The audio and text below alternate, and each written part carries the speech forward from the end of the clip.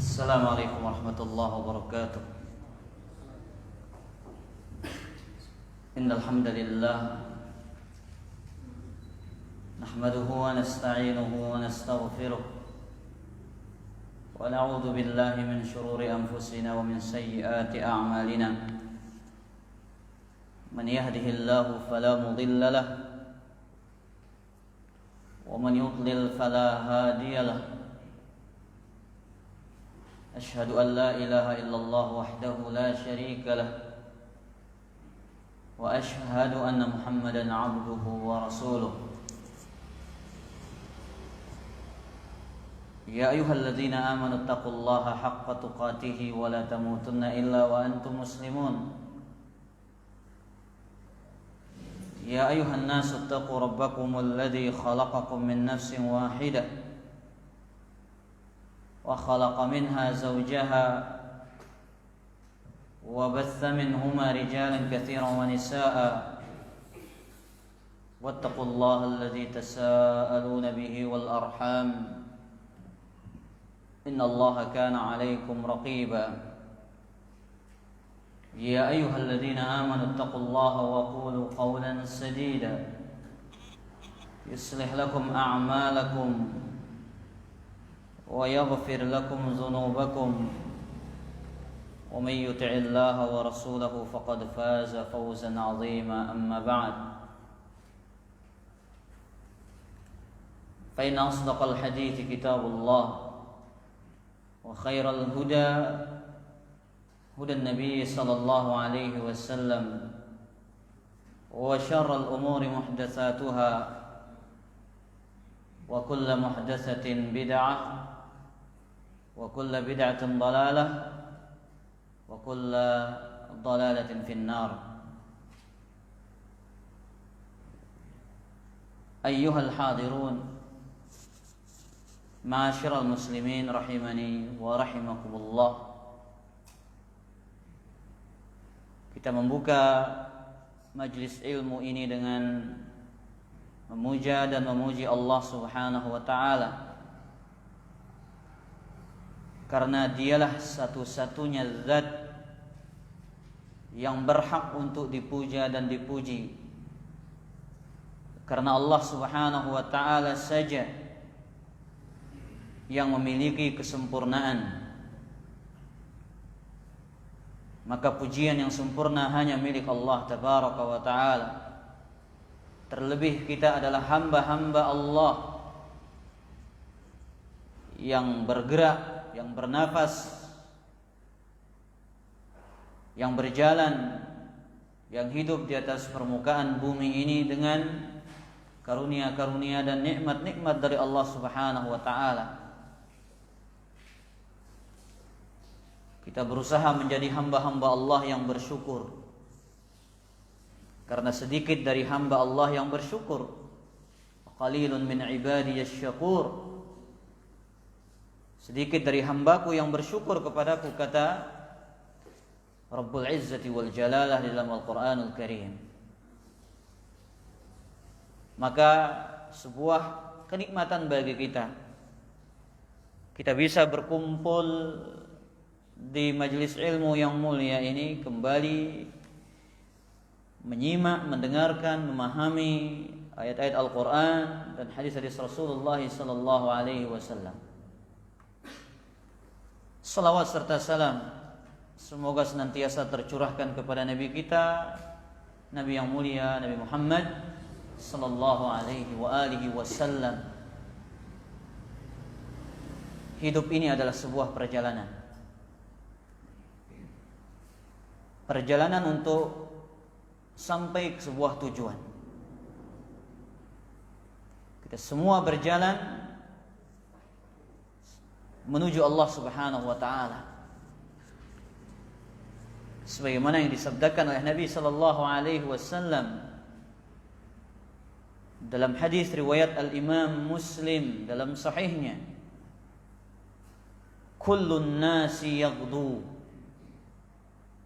faba'i'un nafsahu famu'tiquha aw mubiquha.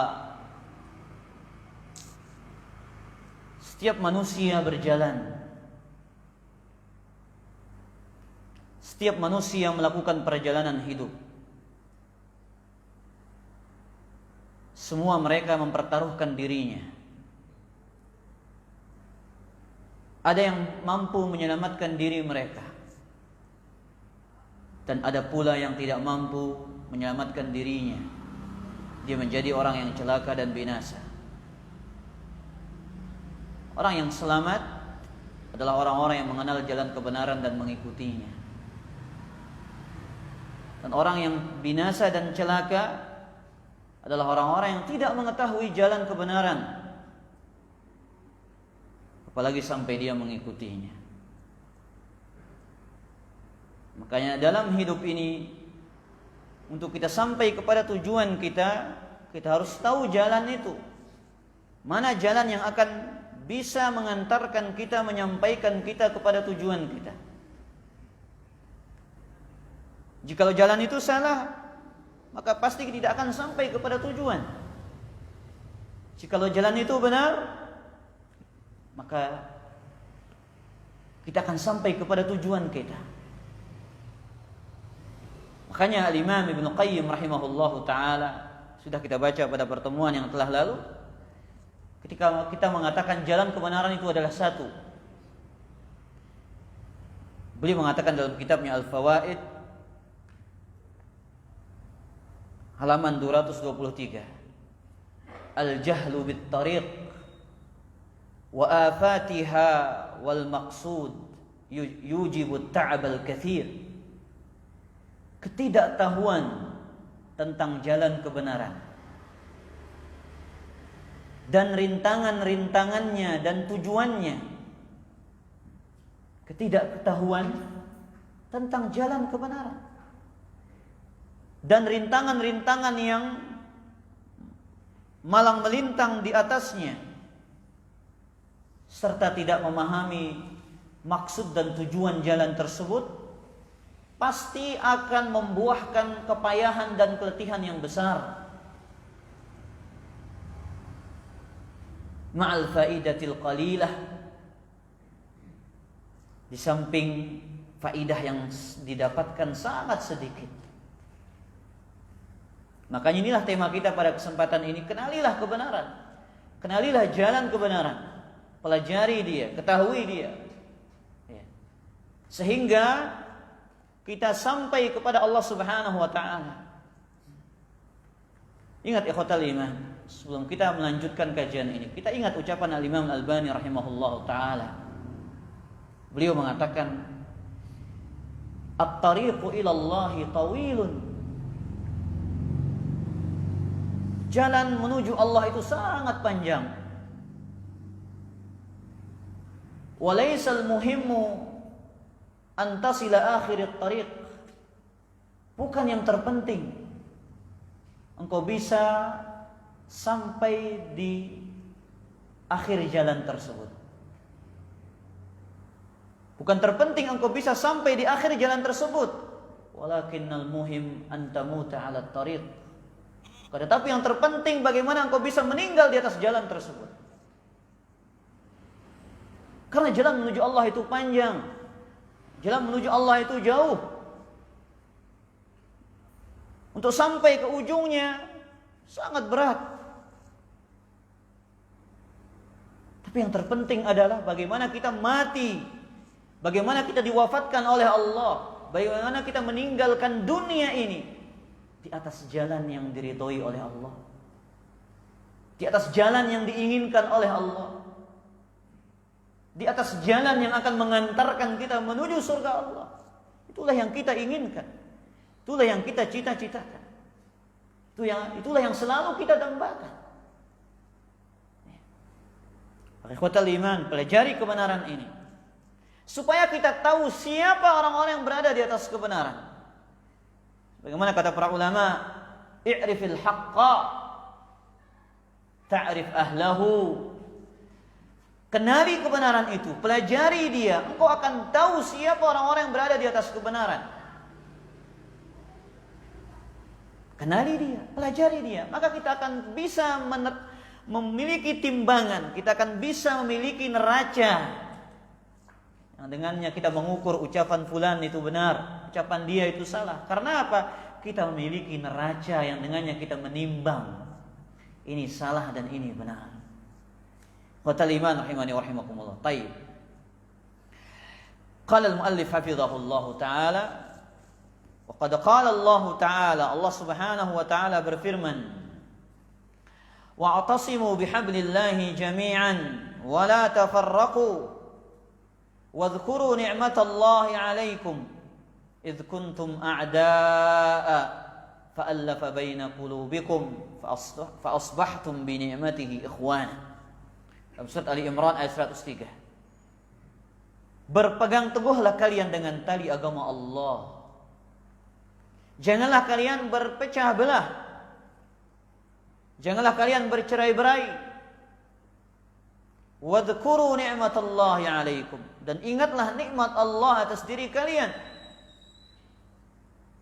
Idh kuntum a'da, yang dahulu kalian saling bermusuhan di zaman jahiliyah. Kemudian Allah satukan hati kalian, maka kalian menjadi orang-orang yang bersaudara. Para ulama tafsir mentafsirkan ayat ini, al-hablul kafil bi jam'il muslimin bi kitabillah, bahwasanya tali agama Allah yang menjamin persatuan, yang akan menyatukan hati-hati kaum muslimin, yang akan mengumpulkan jiwa-jiwanya orang yang beriman pada satu tempat adalah kitabullah Al-Quran. Bersatu di atas Al-Quran. Seiring dengan kita membaca kitab ini akan ketemu jalannya. Mana jalan kebenaran? Yang pertama disebutkan jalan kebenaran di sini adalah kitabullah. Qala Ibnu Mas'ud radhiyallahu ta'ala anhu mengatakan, inna hadzal sirata muhtadarun tahduruhu syayatin. Jalan kebenaran ini didatangi oleh syayatin, setan-setan. Lihat, jalan kebenaran itu dikerumuni oleh para syaitan, memalingkan manusia dari jalan Allah. Yunadun, mereka menyeru, ya Abdullah halumma, wahai Abdullah, inilah dia jalan kebenaran. Untuk menipu manusia, membisikkan pada hati manusia supaya mereka berpaling dari jalan Allah. Jalan kebenaran ini dikerumuni oleh syaitan, dipenuhi oleh syaitan, bukan untuk mengajak mereka ke jalan Allah, tapi memalingkan mereka dari jalan Allah. Kata Abdullah bin Mas'ud, liyasuddu an sabilillah, malingkan kaum muslimin dari jalan Allah. Fa'tasimu bihablillah, kata Abdullah bin Mas'ud, berpegang teguhlah kalian dengan tali agama Allah.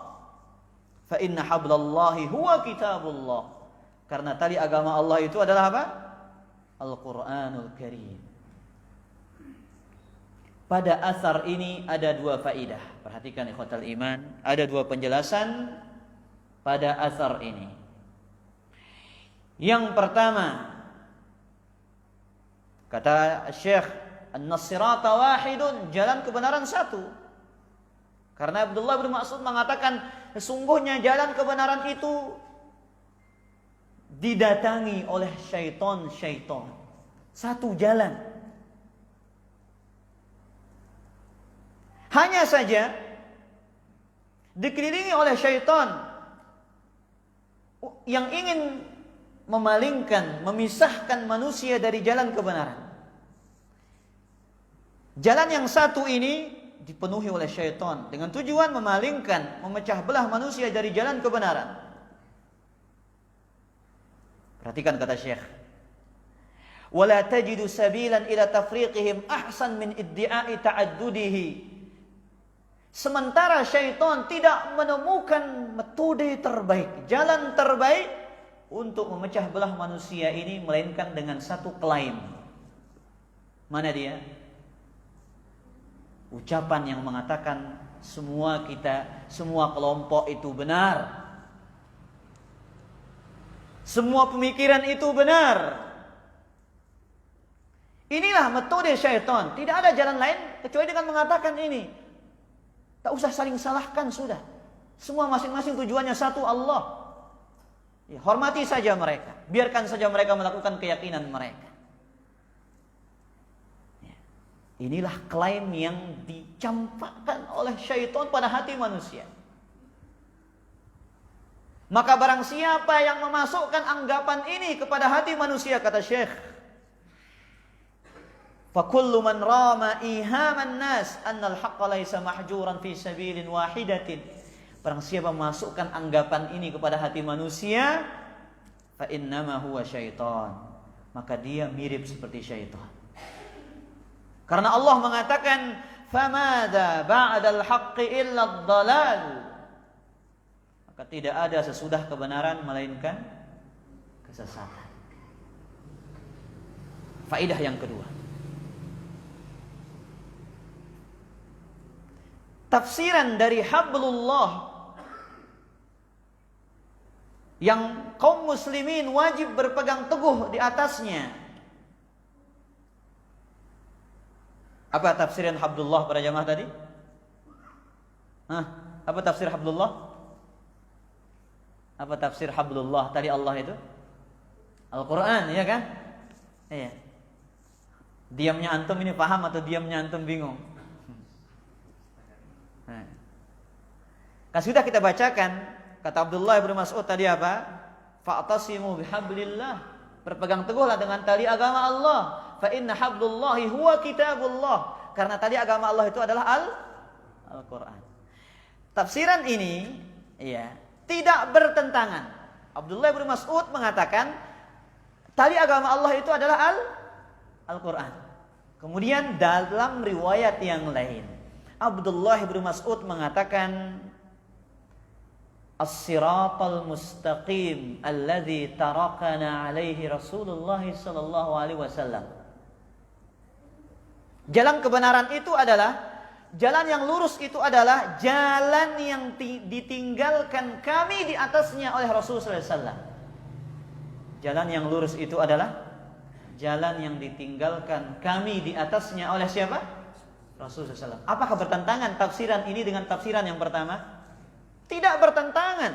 Karena jalan yang ditinggalkan oleh Rasul bagi para sahabatnya adalah Al-Quran dan Sunnah. Maka itulah dia. Jalan kebenaran itu jalannya siapa? Jalannya Rasul sallallahu alaihi wasallam. Yang bersumber kepada Al-Quran, yang bersumber kepada hadis-hadis yang sahih.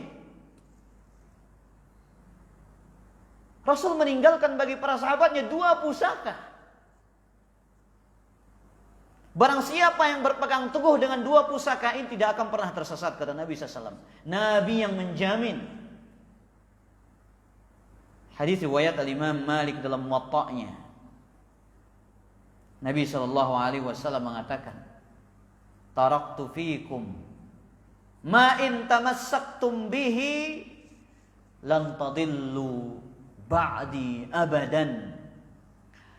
Aku tinggalkan diri kalian pada suatu perkara, jikalau kalian berpegang teguh dengannya, kalian tidak akan pernah tersesat.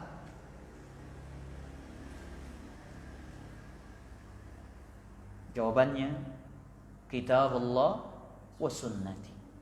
Al-Quran dan sunnahku, ajaranku, petunjukku. Dan tidak bertentangan 2 tafsiran itu. Al-Quran jalannya Rasul. Sebagaimana kata Aisyah, kana khuluquhul Quran, akhlaknya Rasul, perangainya Rasul adalah Al-Quran. Begitu juga Nabi SAW bersabda, melakukan suatu perbuatan, menetapkan suatu hukum, mencontohkan akhlak-akhlak yang itu merupakan sunnah, ajaran, petunjuk Rasul SAW. Keduanya adalah pusaka yang merupakan wahyu dari Allah. Bahkan hadis fungsinya apa ya, ikhwatal iman? Mentafsirkan Al-Quran. Allah katakan sendiri dalam surat An-Nahl ayat ke-44, wa anzalna ilaika dzikra litubayyana lin-nasi ma nuzzila ilaihim. Kami turunkan kepadamu az-dzikra.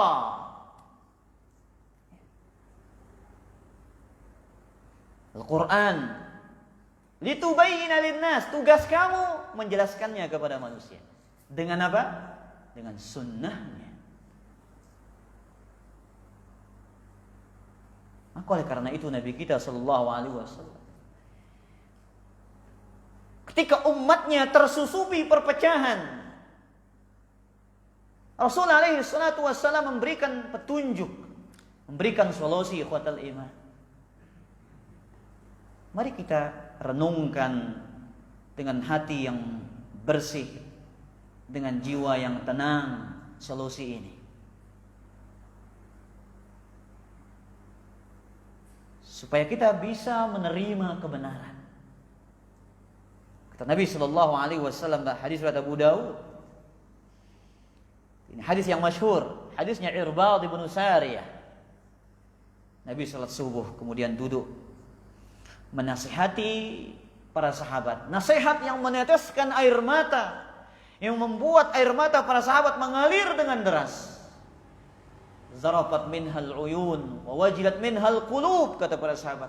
Nasihat yang sangat menyentuh hati dan jiwa, menjadikan mata-mata menangis, meneteskan air mata.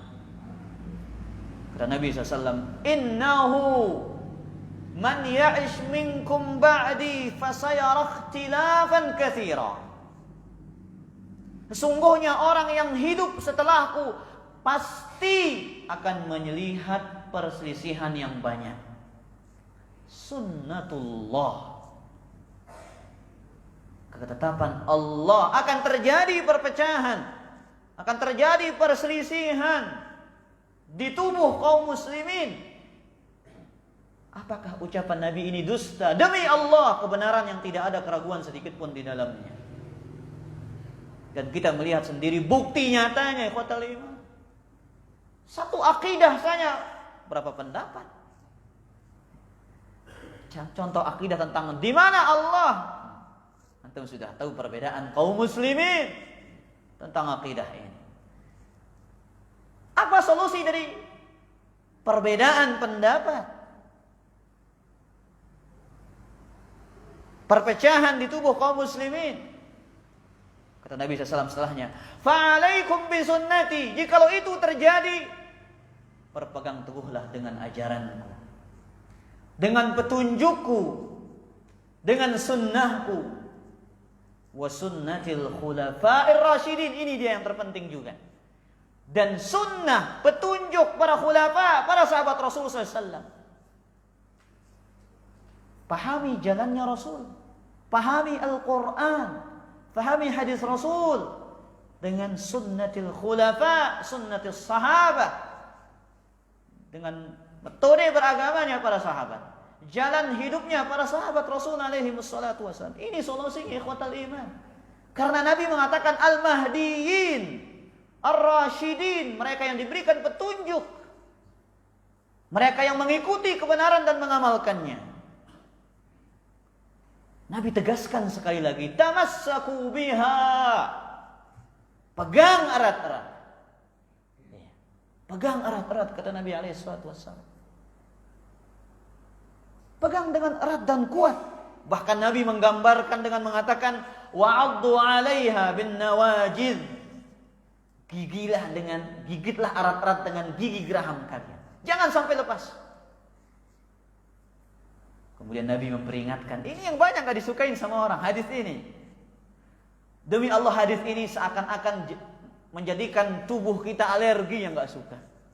Wa iyyakum wa muhdatsatil umur. Jauhilah perkara-perkara baru dalam agama. Mulai sudah.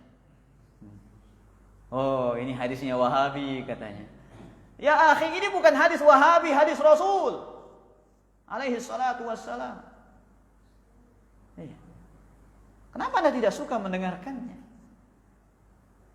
Kemudian mereka menuduh dengan tuduhan dusta. Orang Wahabi cuma punya satu hadis katanya.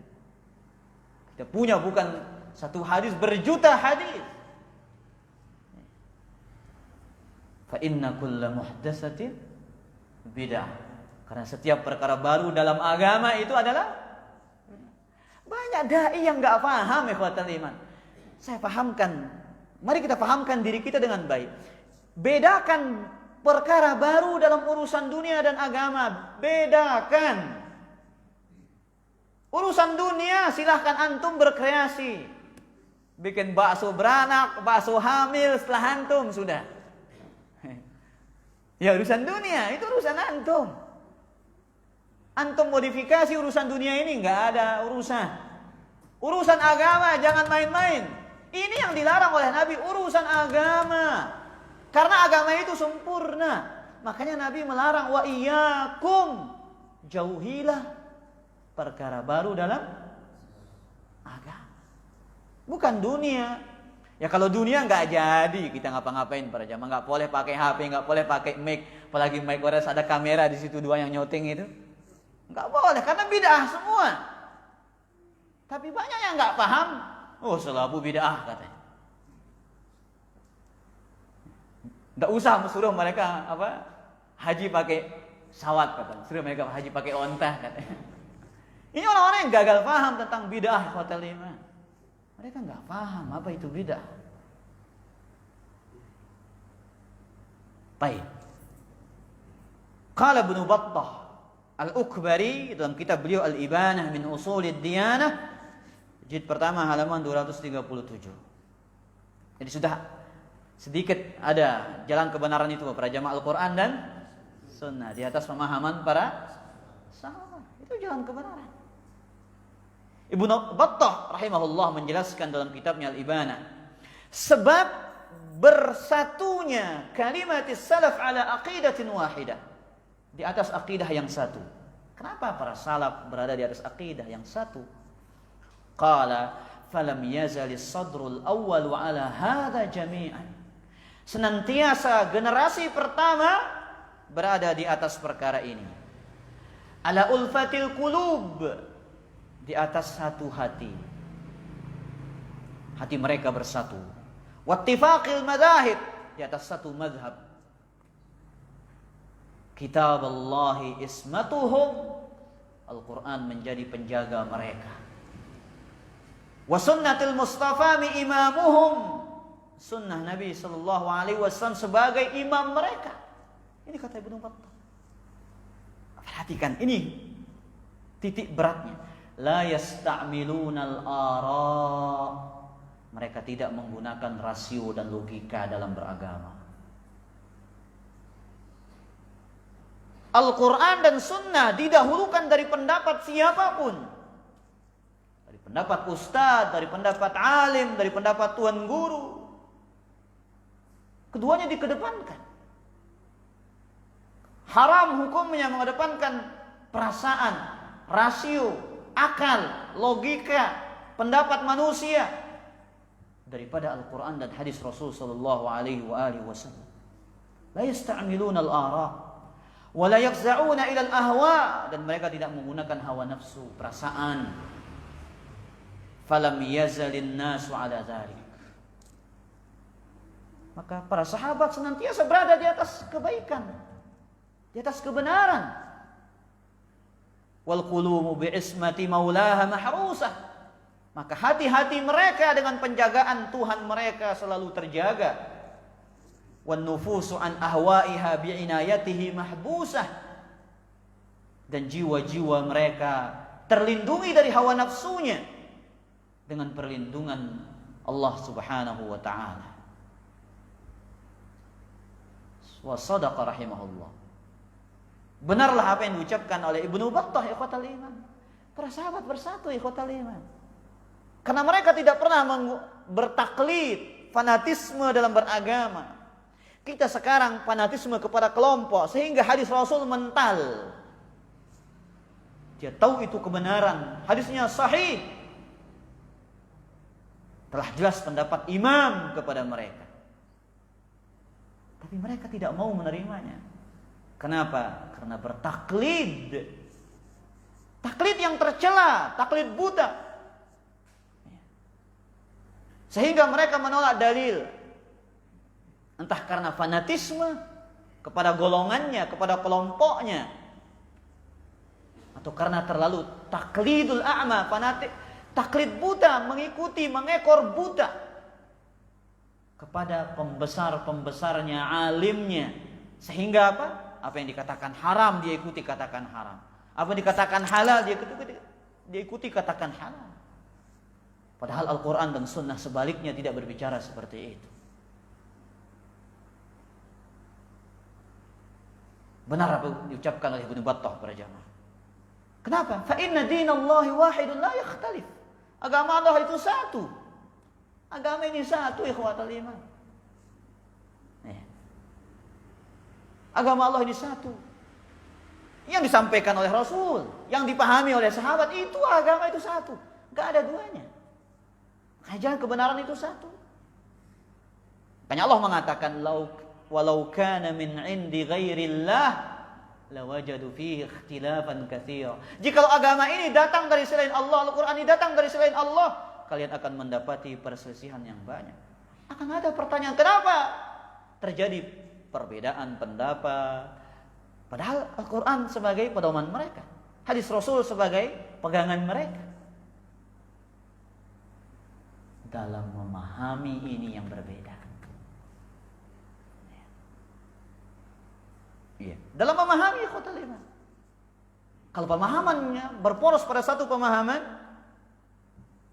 maka tidak akan ada perpecahan. Tapi itulah dia sunnatullah yang telah disabdakan oleh Rasulullah SAW. Makanya Nabi bersabda, fa'alaikum bisunnati wa sunnatil khulafa'ir rasyidin. Baik. Wa hadha at-tariqul ladzi nad'u an-nasa ilaihi. Kata Syekh di sini. Jalan kebenaran yang kami menyuruh manusia kepadanya. Huwa awdahut tariq, jalan yang terang benderang. Coba antum ikut sunnah, ngaji sunnah, ini jelas para jamaah. Enggak ada yang namanya rabun itu. Salah, benar. Enggak ada nama mujamalah, itu enggak ada. Kebenaran, ya salah. Sunnah ya sunnah. Ini enggak ada dalilnya, ini perbuatan baru, ini bid'ah ya bid'ah. Ini syirik ya syirik. Maka beliau mengatakan awdahut tariq, jalan yang terang benderang. Wa abyanuha wa aghnaha wa akmaluha. Dia jalan yang mencukupkan kita, dia jalan yang paling sempurna. Kenapa ikhwatal iman? Nabi sendiri mengatakan dalam hadis riwayat Imam Ahmad Ibnu Majah, dan hadis ini hadis yang sahih. Hadis yang sering antum dengar, taraktukum ala mislil bayda.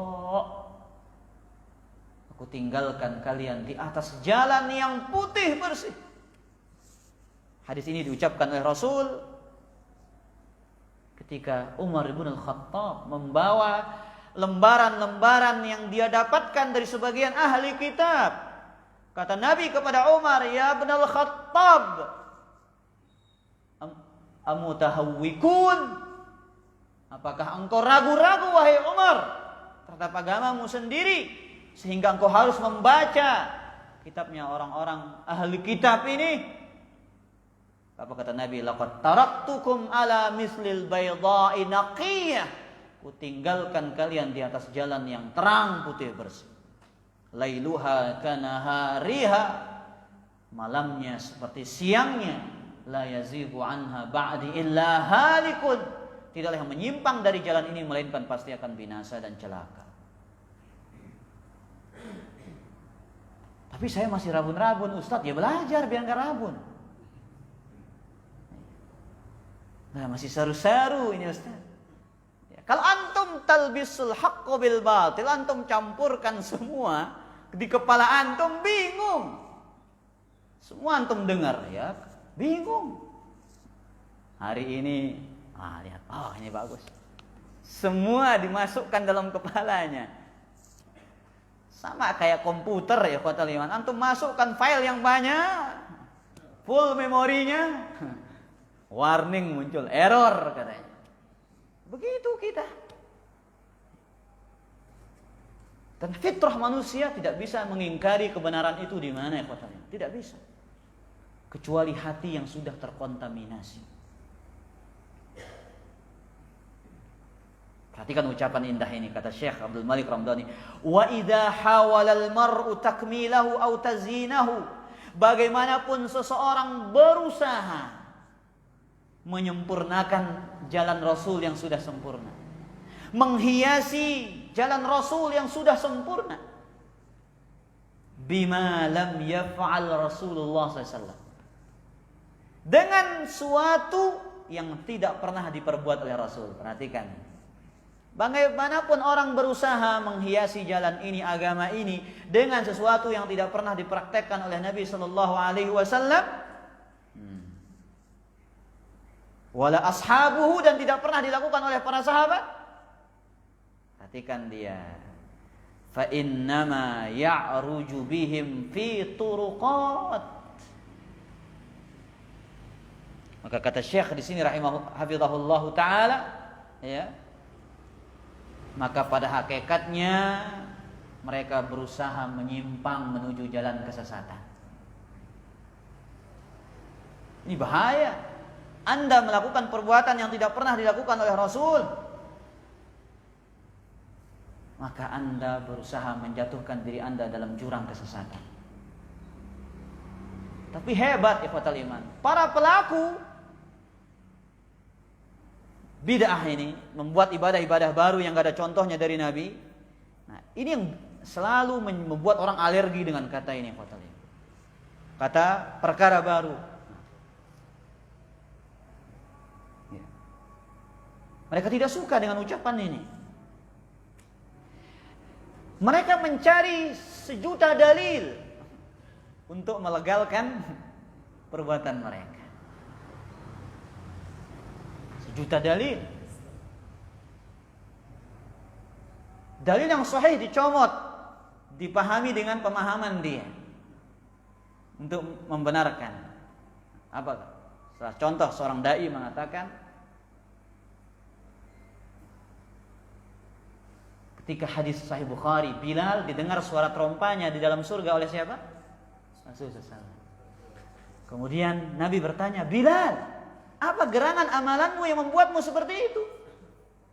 Beliau menjawab, tidaklah aku wudhu melainkan aku sholat setelahnya 2. No, Bilal melakukan bid'ah katanya.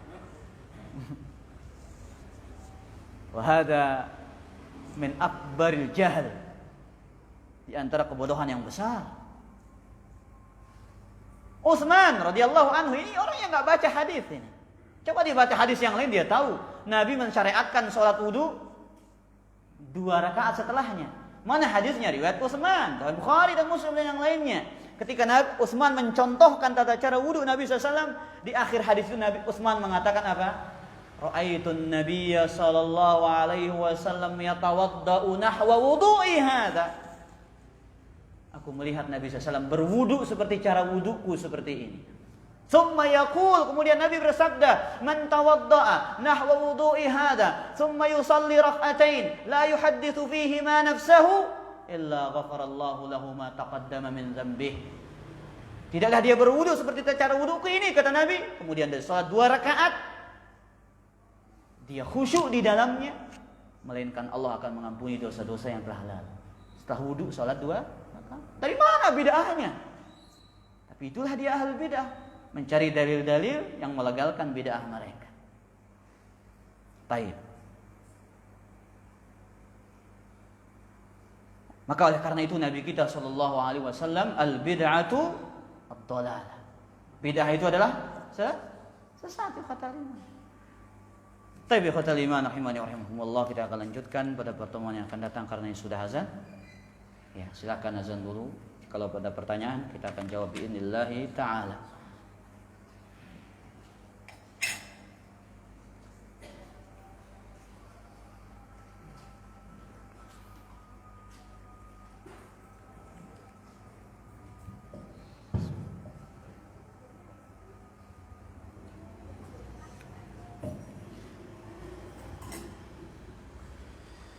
Allahu Akbar,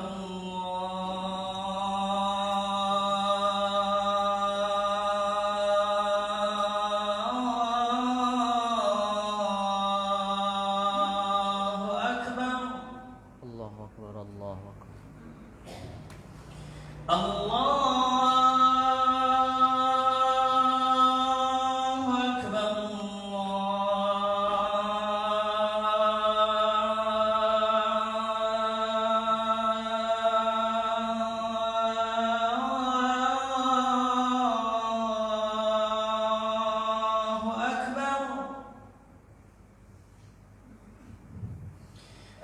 أن لا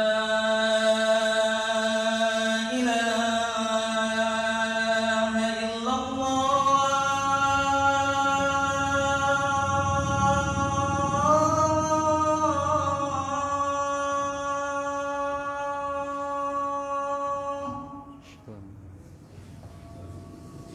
أشهد أن لا إله إلا الله.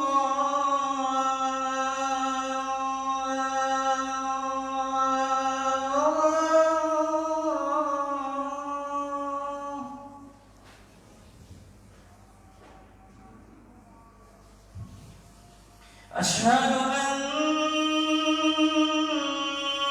محمدا رسول الله.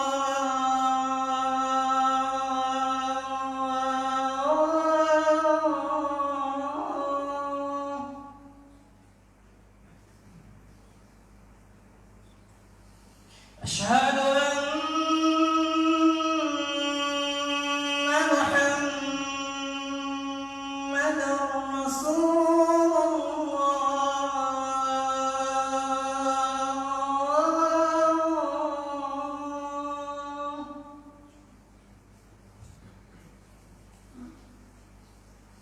حي على الصلاة.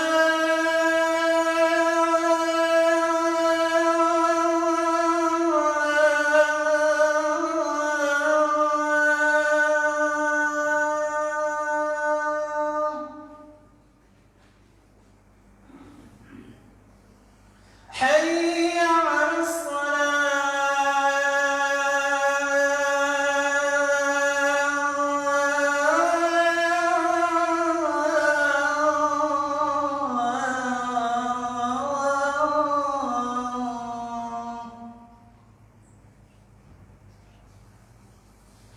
حي على الفلاح.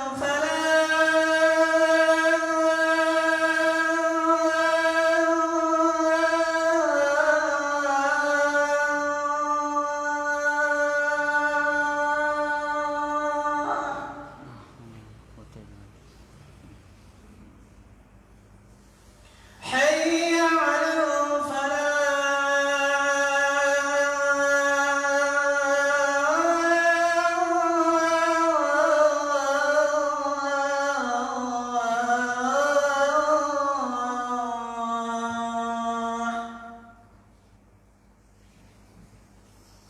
الله أكبر.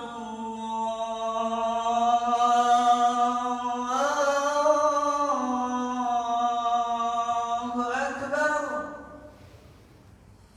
لا إله إلا الله.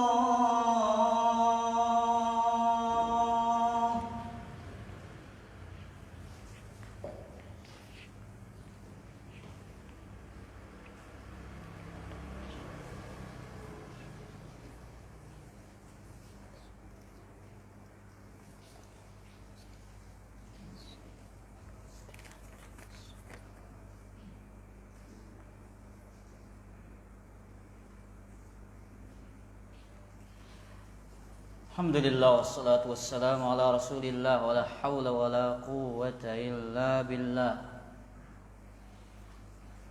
Ini tinggal 2 atau 3 halaman lagi biidznillah taala. Kita akan lanjutkan pada pertemuan yang akan datang di awal bulan insyaallah taala. Ini kajian ini semakin menarik, pembahasannya semakin menarik. Akan datang pembahasan berpegang teguh kepada sunnah, mencukupkan diri dengan sunnah dan meninggalkan bid'ah. Kemudian juga bagaimana menyikapi pendapat ya seorang ulama ketika bertentangan dengan Al-Quran dan sunnah.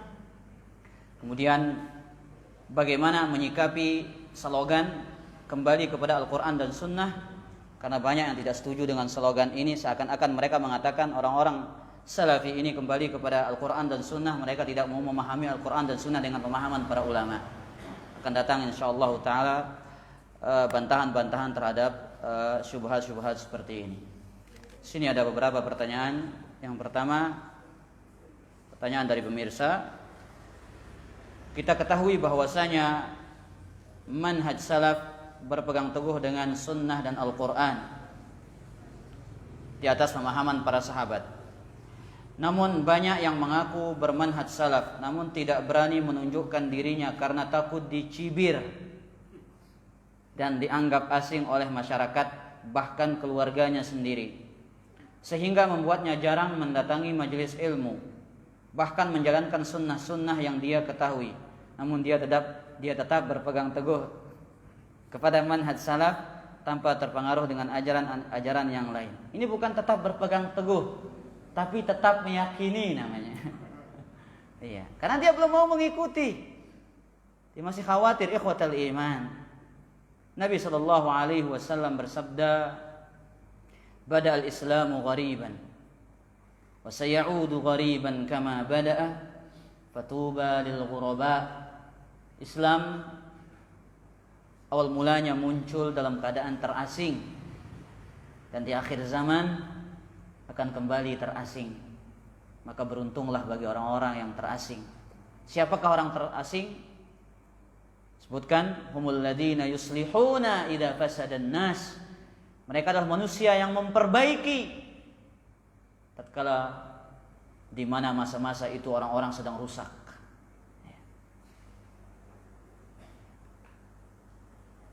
Ketika kita berpegang dengan suatu kebenaran, sunnatullah pasti akan diuji dengan berbagai macam warna-warni ujian.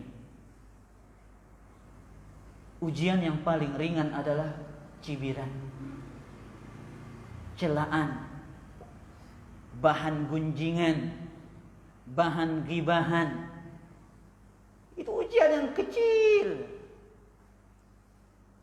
Ujian yang seharusnya tidak menyurutkan kita. Ujian yang seharusnya tidak mematahkan semangat kita.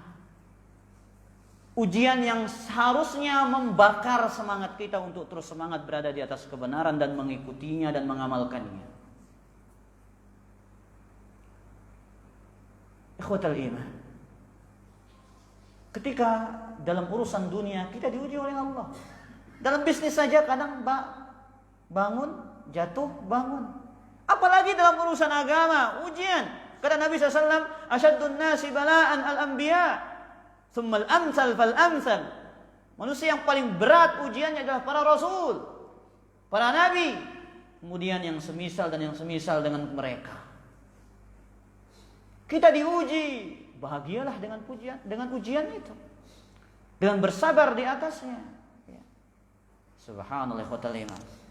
Para sahabat Ammar bin Yasir dan sahabat-sahabat yang lainnya, mereka mendapati berbagai macam warna ujian yang tidak sampai kita menghadapinya seperti saat ini. Kita alhamdulillah sekedar ujian. Ya, kayak di tempat ini pernah diteriakin sekali doang. Cuma sebatas itu, kecil. Gak ada apa-apanya. Mereka dahulu nyawa jadi taruhannya. Darah mereka, istri dan anak mereka jadi taruhannya, seperti cerita salah seorang sahabat yang ditawan di kota Makkah, kemudian disalib di hadapan penduduk kota Makkah. Suruh datangkan Muhammad, engkau pulang sana aman sama keluarga. Tapi dia tidak, dia pegang teguh dengan ajaran Rasul sallallahu alaihi wasallam. Nyawanya jadi taruhannya, dirinya jadi taruhannya, keluarga dan anaknya jadi taruhannya. Apalagi sekedar dicibir, ikhwatanya, aduh dicibir. Kemudian itu yang mematahkan semangat antum, malu berjenggot, malu menampakkan sunnah.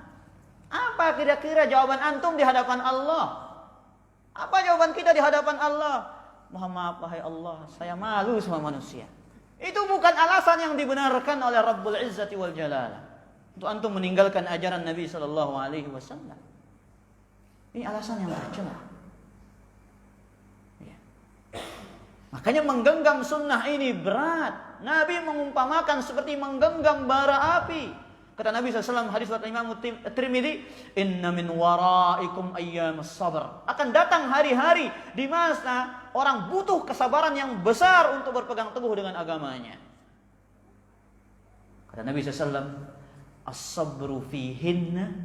Sabar dengan berpegang teguh kepada agama di saat itu, kal qabidi 'alal jamar, seperti menggenggam bara api. Itulah perumpamaan yang diucapkan oleh Rasul tercinta alaihi salatu wasallam.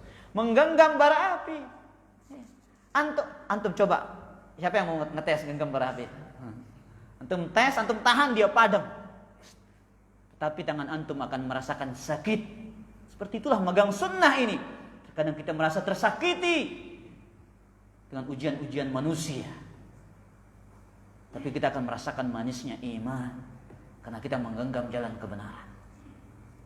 Lil amili fihinna, kata Nabi, orang yang beramal dengan sunnahku pada waktu itu mislu ajri 50, seperti pahala 50. Para sahabat bertanya, 50 minna au minhum, pahala 50 di antara kami atau mereka?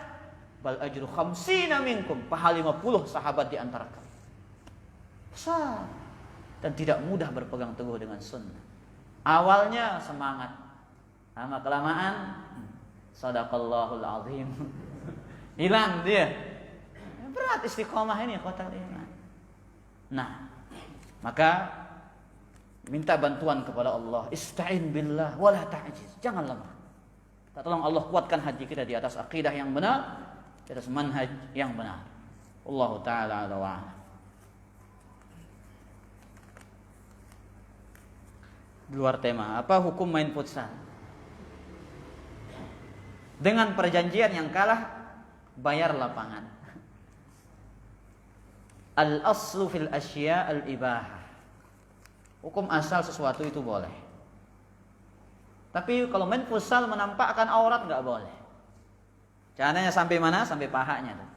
Nggak boleh main futsal seperti itu. Karena al-fakhidhu aurah, kata Nabi SAW. Paha itu adalah aurat. Hukum mainnya boleh. Karena nggak ada dalil yang melarang main futsal.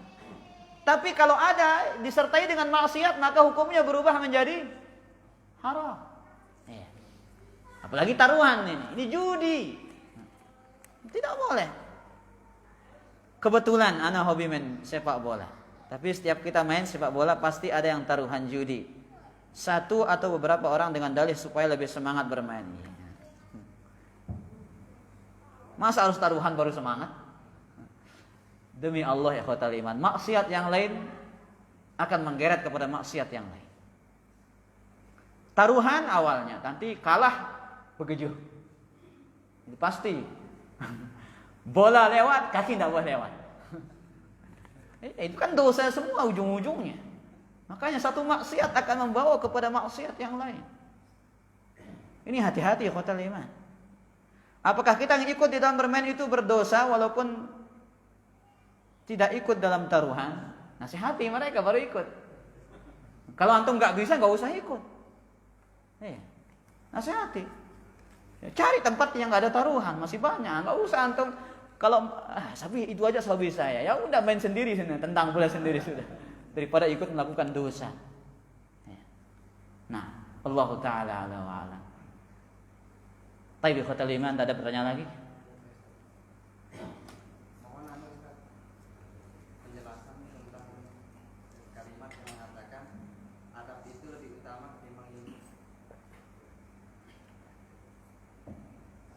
Adab lebih utama daripada ilmu.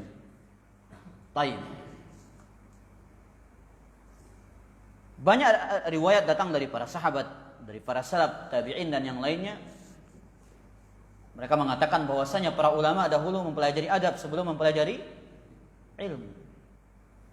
Ya. Sayangnya ucapan ini digunakan dalil sekarang untuk tidak nuntut ilmu. Tapi mereka dahulu para ulama menggunakan ucapan ini dalil untuk rajin untuk ilmu.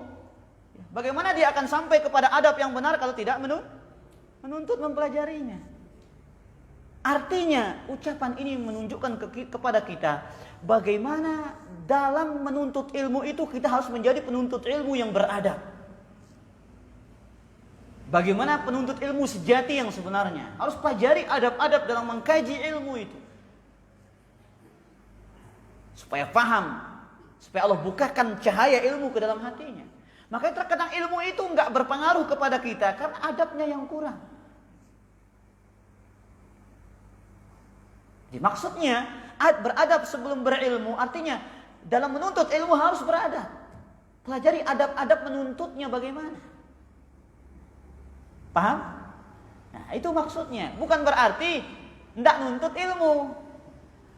Karena kebanyakan salah di antara sebagian ikhwan kita, mereka mengatakan, aduh, ditolak ngaji dulu kumbena ada teman melajarin adab masih katanya. Ya, sekarang bagaimana antum tahu adab ilmu itu kalau tidak belajar? Dan banyak kitab-kitabnya para ulama. Bahkan kitab ustadz kita, Ustadz Al-Fadil, semoga Allah menjaga beliau, Ustadz Yazid, menuntut ilmu jalan menuju surga. Di situ adab terang jelas. Antum baca dari awal sampai akhir di kitab itu. Nah, pertanyaannya sudah antum baca apa belum? Para ulama mengarang kitab adab ini, Adabu Talibil Ilm. Banyak kitab-kitab adab. Para ulama kita menulisnya, tinggal kita mempelajarinya, cari terjemahannya. Ya, bukan marah berdalil, ini kan ucapan ulama. Kanu yata'allamuna al-adab qabla an yata'allamuna al-ilm. Mereka dahulu belajar adab sebelum belajar ilmu. Abdullah bin Mubarak belajar adab 30 tahun kemudian menuntut ilmu. Nanti saya nunggu 30 tahun belajar adab dulu. Jadi belajar dan terus belajar dengan memperhatikan adab dan prioritaskan belajar adab. Jelas ini? Nah, wallahu taala ala wa ala. Terakhir. Ada terakhir. Nah, taib.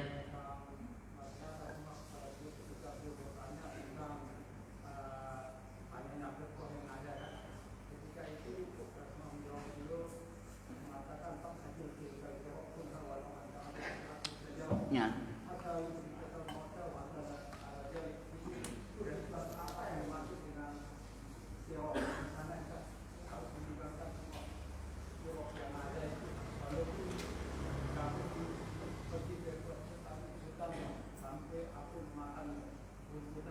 Ya. Hadis Hudzaifah bin Yaman tentang fitnah. Nabi mengatakan kepada beliau, "Fa'tazil tilkal firaq kullaha." Jauhilah semua kelompok-kelompok yang ada pada saat itu. Artinya, wahai Hudzaifah, wasiat Nabi SAW, jika engkau menjumpai perpecahan, kaum muslimin terpecah menjadi kelompok-kelompok, jauhi semuanya, tinggalkan dia. Karena Nabi tahu dia seorang sahabat, pasti berada di atas kebenaran. Tinggalkan semua kelompok-kelompok yang menyimpang. Itu kata Nabi SAW kepada Hudzaifah bin Yaman. Meskipun engkau menggigit apa? Ya, akar pohon dan engkau mati di atas itu. Hadis ini yang menjadi nasihat dan cambuk bagi kita semua ikhwatal iman. Bahwasanya kelompok-kelompok yang berpecah belah dari jalan kebenaran, yang mengajak kepada kelompok masing-masing, fanatisme kepada kelompok tertentu, mereka berloyalitas di atas kelompoknya, maka ketahuilah itu adalah kelompok yang menyempal, kelompok yang menyimpang. Karena loyalitas itu di atas Al-Quran dan Sunnah. Makanya Rasul mengatakan kepada Hudzaifah, jauhi semua kelompok itu, enggak usah ikutin mereka. Karena mereka adalah kelompok-kelompok yang menyimpang. Jadi tidak ada maksud Nabi menjelaskan kelompok mana yang maksud di situ, tapi kelompok perpecahan, sekte-sekte yang terjadi di tubuhnya kaum muslimin. Ya, yang pasti maksudnya adalah yang 73 tersebut. Nah, Allah taala ala wa alam. Taib terakhir Bapak.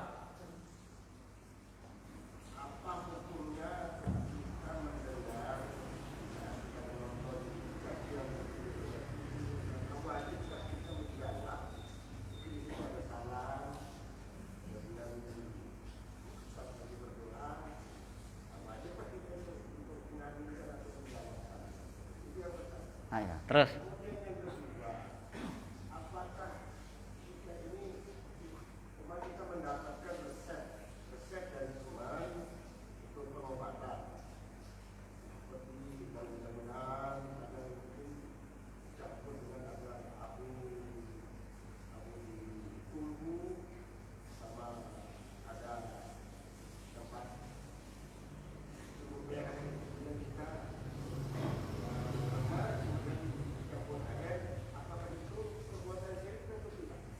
Taib. La ilallah. Urung jangan telu payu. Terus.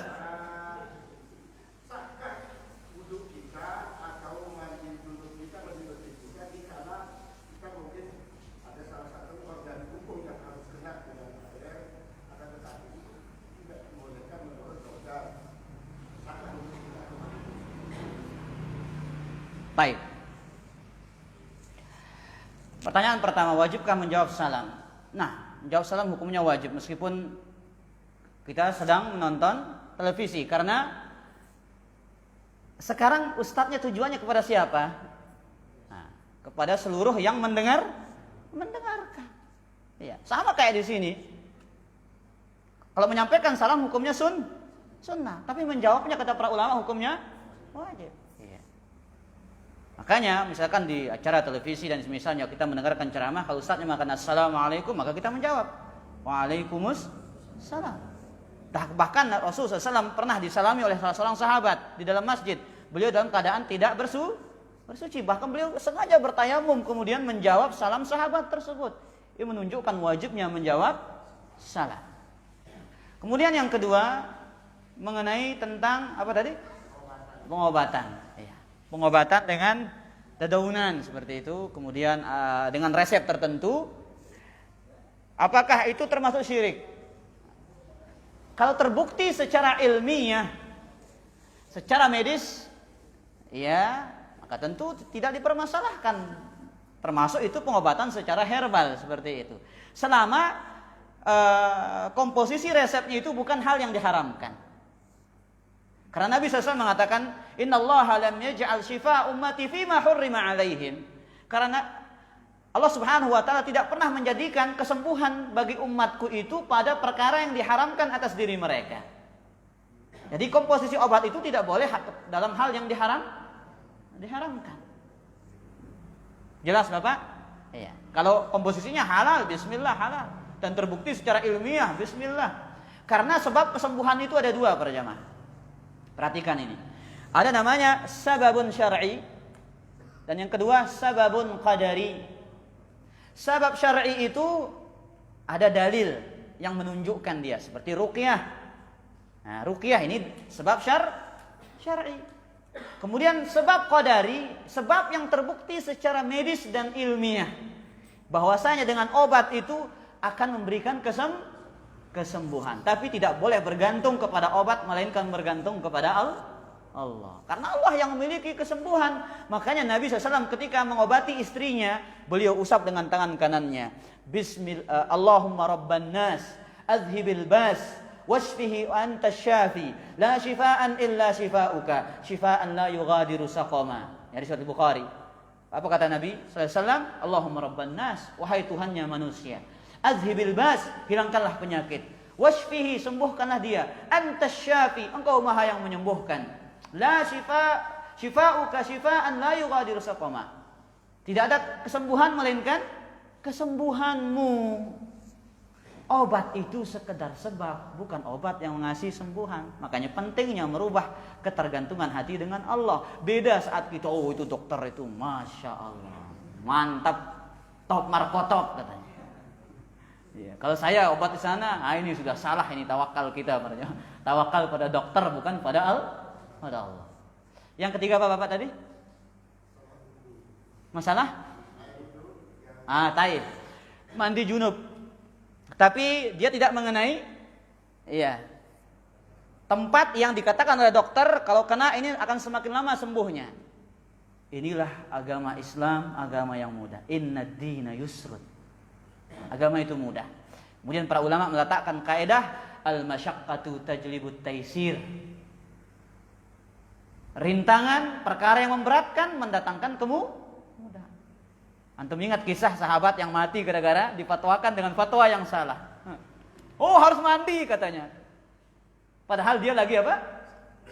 Iya, lagi junub kemudian sakit dan dingin luar biasa.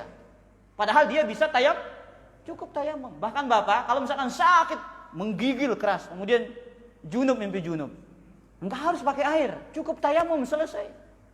Kenapa? Takut nanti kalau kita mandi akan menambah sakit atau membinasakan kita. Makanya Nabi mengatakan, qatalahumullah. Mereka telah membunuh saudara yang semoga Allah membinasakan mereka. Ala sa'alu hina jahilu. Kenapa mereka enggak bertanya? Innama syifa'ul 'iyyis su'al. Sungguhnya obat kejahilan itu adalah dengan bertanya. Jadi boleh Bapak, enggak kena boleh. Misalkan kayak wudu pakai perban nih, ya. Habis jadi Valentino Rossi jatuh di jalan. Ya. La qadarallah, ini habis semua. Akhirnya kata dokter enggak boleh kena air. Boleh dia tayamum. Atau boleh dia wudu tapi sekedar mengusap saja. Al-masyaqqatu tajlibut taysir. Perkara yang memberatkan akan mendatangkan kemudahan. Wallahu taala a'lam wa a'lam. Kurang lebihnya mohon maaf para bapak-bapak dan ibu-ibu yang dimuliakan Allah. Subhanakallah bihamdika asyhadu an la ilaha illa anta astaghfiruka wa atubu ilaik. Wassalamualaikum warahmatullahi wabarakatuh.